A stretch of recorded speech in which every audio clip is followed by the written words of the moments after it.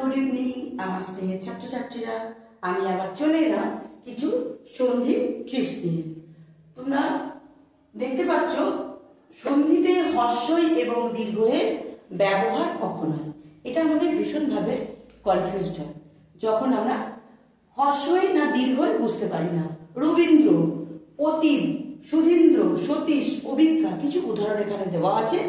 কখন আমরা এই হর্ষই হবে আর কখন দীর্ঘই হবে, এই দুটো আমরা ভালো করে বুঝে নেব। ভালো করে শোনো, যখন আমাদের ইস বা ইক্ষা হয় তখনই আমরা দীর্ঘই দেব।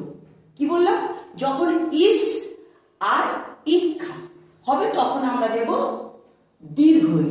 যেমন দেখো, ইস বা ইক্ষা, পরীক্ষা, ইক্ষা আছে এই যে, তাহলে পরি যুক্ত ইক্ষা, তাহলে আমরা কি দিয়েছি? দেখো দীর্ঘই।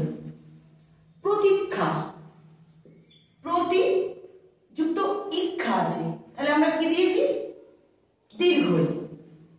সেরকমই দেখো ইস বলেছি, সতীশ, সতী যুক্ত ইস, তাহলে কি আছে? দীর্ঘই। ইস আছে, ইস, ইস বা ইক্ষা থাকলে দীর্ঘই হবে।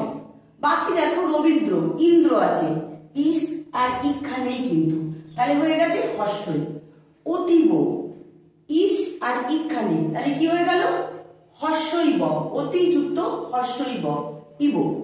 সুধীন্দ্র, ইস ইক্ষা নেই, কি হয়ে গেল? সুধি যুক্ত ইন্দ্র, সুধীন্দ্র।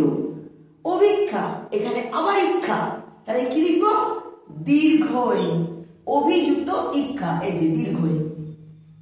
গিরিশ, আবার ইস, তাহলে কি লিখব? গিরিযুক্ত ইস, দীর্ঘই।